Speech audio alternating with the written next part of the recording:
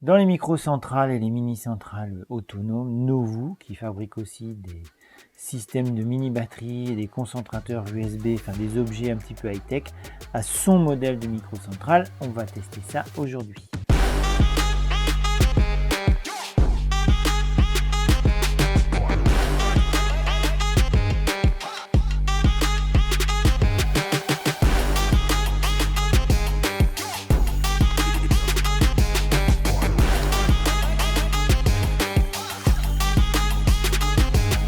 Bonjour tout le monde, on va commencer par la transparence commerciale. Cette mini-centrale Novu m'a été envoyée par cette marque dans le cadre d'une grosse vidéo de découverte de 33 fabricants que j'avais fait il y a quelques mois. Aujourd'hui, je vous en fais une présentation un petit peu plus longue pour respecter l'engagement que j'avais pris auprès de cette marque qui l'a envoyée gratuitement. Et ensuite, cette petite centrale pourra partir chez la personne qui l'a gagnée lorsque nous avons fait un live pour ça. Comme toute bonne présentation de produit, on va faire un petit déballage, ce sera rapide. Mais je trouve que c'est quand même important de vérifier ce qu'il y a dans le colis quand on le reçoit. Donc, la petite pochette. Alors ça c'est un truc que j'aime bien. On a de quoi ranger les affaires. C'est quand même important. Particularité, parce que je l'ai quand même un petit peu regardé avant. Dans celle-ci, vous avez la connexion pour charger avec la prise allume-cigare. Et pour la recharge de la batterie, c'est pas une grosse prise 220 avec une gestion interne. C'est un transformateur qui est externe. On verra que ça peut apporter quelques avantages. Évidemment, il y a la notice en dessous. On vérifiera ça tout à l'heure. Au niveau de l'emballage, comme d'hab, bien emballé. Elle est parfaitement coincée et il n'y a pas de jeu. Et la mousse est particulièrement adaptée à la forme. Donc c'est dense. C'est un petit matos sympa. La poignée est déjà intégrée. Ça fait partie des choses que j'aime bien où c'est fixe. Il y a des versions où ça dépasse pas. Je trouve que c'est bien aussi. Mais ici, bon, elle est intégrée. Et puis on verra par rapport à ce que je pense des usages de ce type de micro-centrale que effectivement cette poignée intégrée, c'est pas un souci. Le déballage était assez rapide. On va tout de suite partir sur la présentation de l'appareil. Je vais commencer par les spécifications techniques parce que je pense que c'est quand même intéressant dans ce type d'appareil. Je vais commencer par les aspects pratiques. En premier, il y a une notice en français. Ça, c'est vraiment intéressant. C'est une bonne chose. Bon, ça donne évidemment les explications techniques, je vais y revenir, et la notice sur comment allumer, toucher les boutons et à quoi servent les différents éléments. En ce qui concerne la batterie, donc c'est simplement indiqué batterie au lithium polymère.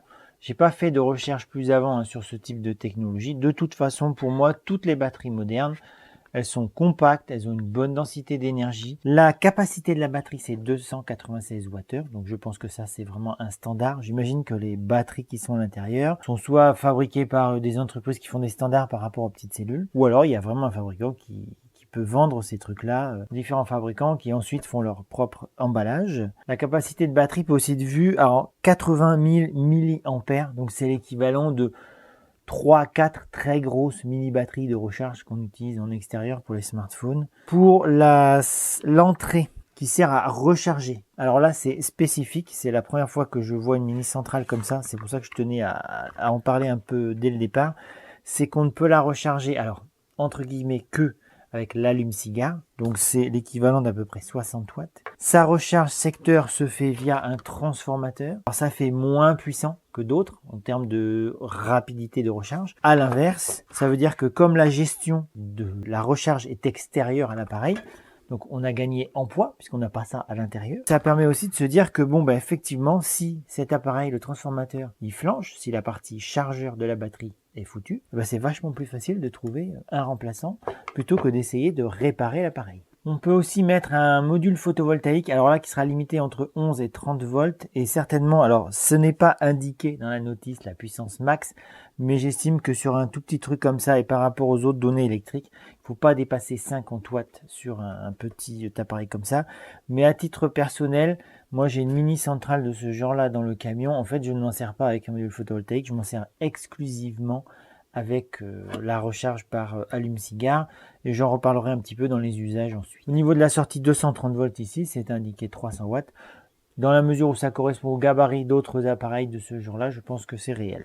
On va faire le tour de la petite machine. Donc au niveau de la recharge, il n'y a qu'une seule entrée, c'est-à-dire DC input. Donc comme je l'ai dit, secteur avec un transfo, prise allume-cigare ou éventuellement un petit module photovoltaïque limité à 50 watts, mais j'en ai pas vu en vente sur le site internet. Au niveau des sorties, USB-C, USB type A avec version 3, bon, admettons. Il y a également la sortie allume-cigare et 2 sorties 12 volts avec des petites prises mâle-femelle que l'on peut utiliser. Ça, c'est quelque chose que personnellement, je ne vois pas couramment en France. Donc, j'imagine que dans d'autres pays, c'est quelque chose qui est utilisable. À titre d'exemple, je pourrais brancher le moniteur de mon appareil photo directement. Et il y a une prise 220 volts, 230 volts, qui est effectivement alignée comme ça vers le bas. J'avais déjà fait la critique. Je préfère quand c'est sur le côté. Ça permet de dégager le fil plus facilement. C'est un détail, oui, mais tout est détail. Au niveau de l'allumage, on appuie un instant, ça démarre automatiquement. Ensuite, pour mettre en service, il suffit d'appuyer sur les boutons concernés et apparaît sur l'écran un petit icône. Voilà. Donc, il y a 0 bruit de fonctionnement. Ça, c'est cool. Je vais le mettre en charge. On va voir s'il y a un bruit à la mise en charge. Comme je le dis régulièrement, pour moi, le bruit, c'est un facteur important dans le confort d'utilisation. Donc là, j'ai mis en charge. Tout de suite, il y a une ventilation qui se fait. C'est bon, donc je pense que c'est une ventilation de contrôle, je ne sais pas.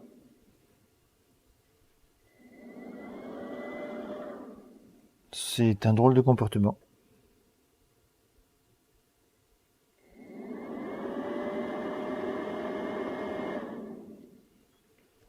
Bon, à voir si je vais la laisser mettre en charge comme ça pendant quelques minutes, le temps d'aller chercher des appareils à brancher dessus. Hein, regarde.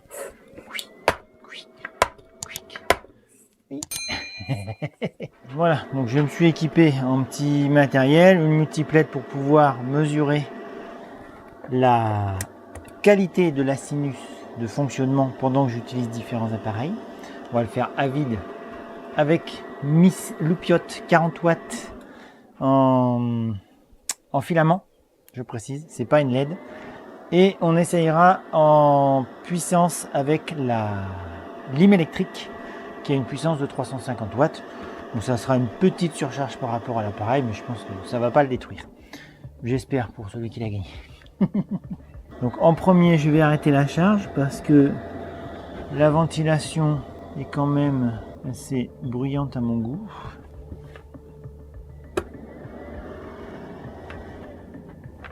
Voilà. Donc là maintenant la ventilation qu'on entend c'est l'oscilloscope, je précise. Donc au niveau de l'oscilloscope, la sinus à vide est tout à fait correcte. Franchement elle est très très correcte. Donc on va essayer maintenant en branchant avec une rallonge. Bon ça gêne pas tant que ça le pli en bas. Hein. Arrête de te plaindre David. On branche ça. Je pense pas que ça perturbe de manière outrancière le fonctionnement. Et on va commencer avec une petite lampe de 40 watts en halogène, pas en LED. Bon là la sinus elle bouge pas. Hein. Ça vous rappelle rien? Donc là au niveau sinus il se passe rien.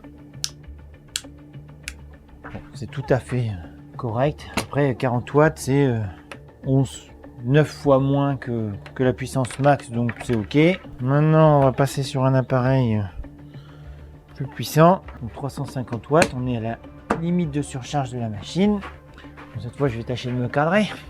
Donc là, mise en marche et je vais regarder en même temps que vous ce que ça fait.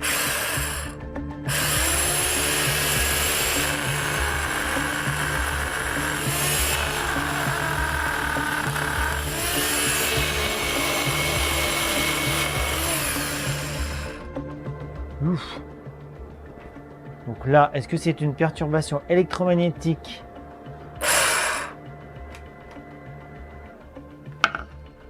Alors, est-ce que c'est lié à mon oscilloscope? Donc j'éteins. Voilà. Je rallume. Là, on a un problème, les gens. Je vais éteindre le 220, on va voir. Je rallume. Donc là, je sais pas, je vais aller tester dans une autre prise parce que si c'est mon...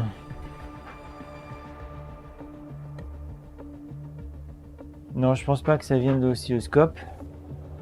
La petite lumière clignote.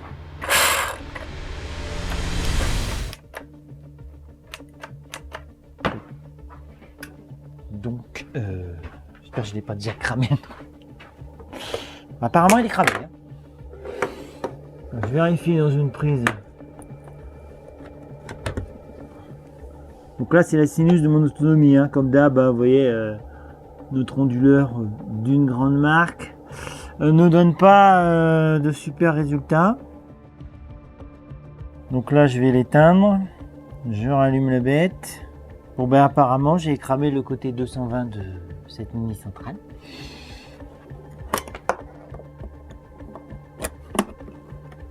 Ah bah non, il remarche.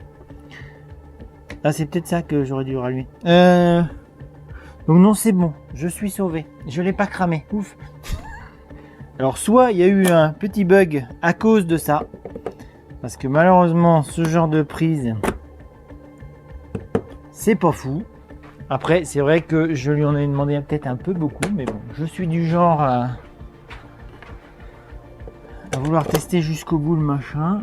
Donc là, dès lors que j'ai branché ça, la sinus est crade. Donc, est-ce que ça vient bien de... Donc, je confirme, la sinus crade vient de la multiprise. Donc, moralité, les multiprises de ce genre-là, c'est pas fou. Hein, puisque la mini centrale, elle fonctionne parfaitement. Donc, je pourrais pas faire le test. Enfin bon, on va dire globalement, le test, il est OK. Mais on va dire que c'est feu la multiprise. Bon, le test électrique a été concluant dans le sens où la machine a bien assumé. Après, moi j'ai eu un souci de multiprise et j'en ai pas d'autres dans la serre. Je sais pas pourquoi, quelqu'un qui doit me les manger certainement. Donc la machine, elle assume bien. J'adore quand un plan se déroule sans accroc. Moi je voudrais plus parler des usages de ce genre de micro-centrale. Pour moi, les micro-centrales, donc c'est-à-dire jusqu'à 300 watts de puissance max et jusqu'à 300 Wh de capacité de petite batterie. L'usage, je le vois surtout comme une énorme batterie de charge des smartphones, des enceintes Bluetooth, des écrans, des tablettes, des ordinateurs portables. Pour moi, c'est d'abord un truc de secours. Le côté 230 volts, alors pour certains usages où on n'a pas le choix, par exemple, j'ai besoin d'utiliser mon oscilloscope pour mesurer la qualité de signal d'un autre appareil. Je me sers de ça. Mon oscilloscope n'est pas portable. Il doit fonctionner avec une prise 230 volts. Ça, c'est nickel. Ça fait très bien le taf. Sorti de là, c'est vrai que pour des gros usages, par exemple, ça va être l'équivalent de 4 recharges d'une visseuse sans fil. Pour le côté 230 volts, pour moi, sur ce genre d'appareil, ça reste accessoire. C'est pas ça que je leur demande en premier. D'ailleurs, celle que j'ai dans le camion en permanence me sert d'abord à recharger mes appareils quand je suis sur les chantiers. Un autre cas où au début j'y pensais pas, mais maintenant que j'ai une mini centrale dans le camion, c'est que quand je suis sur des chantiers qui sont un petit peu isolés, les smartphones qui ont alors certes un usage de loisir, mais aussi un usage de contact avec le monde extérieur et de secours éventuellement, dès lors que vous êtes loin des réseaux, ils se déchargent très vite. Et là, c'est vrai qu'avoir une mini centrale de ce genre-là, en plus celle-là, elle est entre guillemets pas très chère. Je crois que je l'ai vu sur le site internet à 179 €. Bon, pour 179 €, ça vous fait l'équivalent de 10 ou 20 recharges complètes de votre smartphone. Ça vous permet d'être à l'aise toute la journée sur un chantier sans vous dire je vais tomber en panne d'énergie parce que je suis loin du réseau. Moi, je reviens sur un accessoire que j'ai oublié de montrer tout à l'heure, c'est le côté lampe de poche. Et en plus, celle-là, elle a vraiment l'avantage d'avoir la lumière horizontale devant et avec la poignée façon lampe de poche. Donc j'ai pas fait de test en nuit parce que ce sont des appareils qui ont été gagnés, je ne veux pas les abîmer, mais pour en avoir essayé d'autres dans ce genre de gabarit de puissance de lumière, franchement pour du dépannage, vous arrivez sur votre zone de camping un peu tard, sur un chantier où par exemple moi ça m'est arrivé où il n'y a pas de courant quand j'arrive et je me retrouve dans une cave ou un local technique qui est très mal éclairé parce que souvent les locaux techniques, je sais pas pourquoi, on s'occupe pas de l'éclairage. Bon, mais pour aller faire mon intervention et trouver une panne dans une zone, eh ben, je me sers de la mini centrale avec sa lumière intégrée dessus. C'est quand même vachement pratique. Alors ces micro-centrales, même si elles sont petites, hein, donc comme je disais, pour moi l'usage principal c'est de la mobilité, c'est du chantier. Ça peut aussi servir en secours, en dépannage, si vous avez besoin d'ouvrir les volets électriques roulants quand il y a une panne de courant. Alors avec une astuce, j'avais fait une vidéo exprès, je vous mets la fiche et je vous mets le lien en description. Donc c'est une astuce électrique technique qui est utilisée avec parcimonie, surtout avec ce type d'appareil. Vous ne ferez pas du secours électrique permanent avec, mais vraiment pour un dépannage, une intervention où vous avez besoin d'alimenter un petit moteur de 50, 100, 200 watts pendant quelques minutes, ça fait le taf. Donc le nouveau test de recharge, en n'ayant pas allumé la partie 230 volts, la recharge se fait silencieusement. Donc déjà ça c'est bien. Au niveau des choses qu'il n'y a pas, parce qu'il faut aussi en parler, il n'y a pas d'application. Personnellement je trouve ça génial. Pour moi ce genre d'appareil, c'est tu le branches, tu t'en sers, t'as pas à gérer 12 000 trucs, t'as pas à partager ta position de là où tu vas faire du camping au prétexte que tu as une mini centrale. Une chose aussi qu'il n'y a pas, c'est une recharge sans fil, mais franchement vu le tarif c'est super. Voilà, moi c'est le genre d'objet où j'en ai une dans le camion, pas la même marque mais l'usage sont exactement les mêmes. Moi je trouve ça pratique, je pense qu'il faudrait en avoir dans tous les véhicules. Quelqu'un m'a posé également la question sous une vidéo que j'ai déjà faite à propos de ça. Est-ce qu'on peut le laisser dans la voiture? Alors moi, je le laisse dans le camion toute l'année. C'est-à-dire j'ai le plus gros qui est à l'arrière. Et même s'il fait chaud, parce que mon camion actuel, il est gris. Hein, quand il fait chaud, même en hiver, à l'arrière, ça chauffe bien. Et à l'avant, pareil, l'autre, elle fonctionne. Ça fonctionne. C'est marqué de moins 20 à plus 45 degrés. Alors évidemment, il ne faut pas que ce soit mis directement au soleil. Mais par contre, vous pouvez la laisser sous la partie tableau de bord, là où vous mettez vos pieds.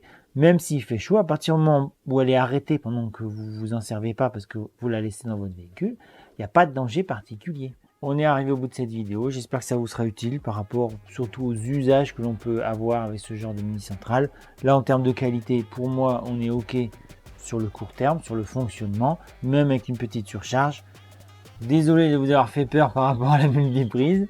Merci à vous d'avoir fait confiance et d'avoir envoyé du matos gratuit qui a pu être gagné par quelqu'un. D'ici les prochaines vidéos, vous pouvez me trouver sur Instagram où je publie régulièrement des petites images diverses et variées, des tournages, des chantiers ou parfois des trucs perso. Et je vous mets dans la description une liste de vidéos qui concernent les mini centrales si vous voulez en savoir plus sur ce type de produit. À bientôt!